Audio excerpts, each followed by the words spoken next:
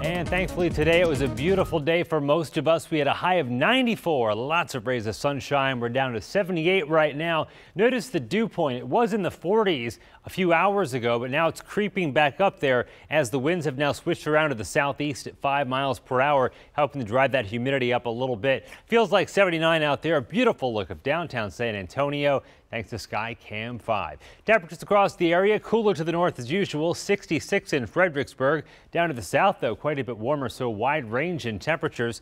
80 in Cotulla, 81 Carrizo Springs, 83 in Del Rio. Uvalde checking in with the temperature of 76 degrees. First alert Doppler scanning the skies, none of that reaching the ground, but notice these counties shaded in that light yellow. All those are under an ozone action alert for tomorrow. That means a lot of ground level ozone will make it a little bit more difficult for people to breathe that have breathing difficulties. So try to limit mowing or weed eating and also keeping that car from idling more than a minute. It's actually better to turn it off rather than leave it on for a minute or more. And it's also not that bad for the starter.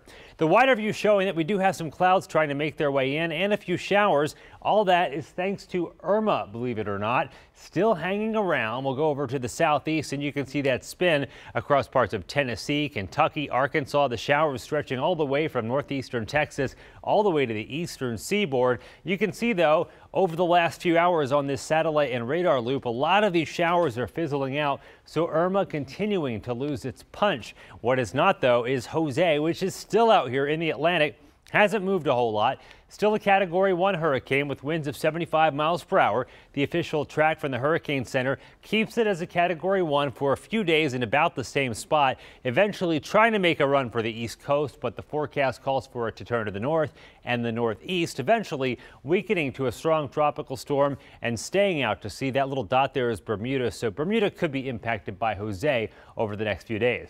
Here's our forecast. Notice the clock in the corner of your screen starting you out tomorrow morning. We'll all be in the 60s and a few upper 50s tomorrow, mostly clear skies. We'll end the day with partly cloudy to mostly sunny skies. Some areas to the southwest could end up in the triple digits tomorrow as we continue to heat things up. Then as we head into Thursday, notice more triple digits for some of us. San Antonio should avoid the 100-degree mark, but we are going to get pretty close to it. You'll see that in your 7-day. 65 the overnight low tonight, mostly clear skies. The winds now switching around to the south at about 5 to 10 miles per hour. Tomorrow's high temperature hotter than today, 96, 98 on Thursday. That should be the peak of the heat. Friday will drop it down to 95, keep it sunny, and more of the same on Saturday. A few more clouds Sunday, both days highs of 93, and we'll stay in the mid-90s heading into the first part of next week.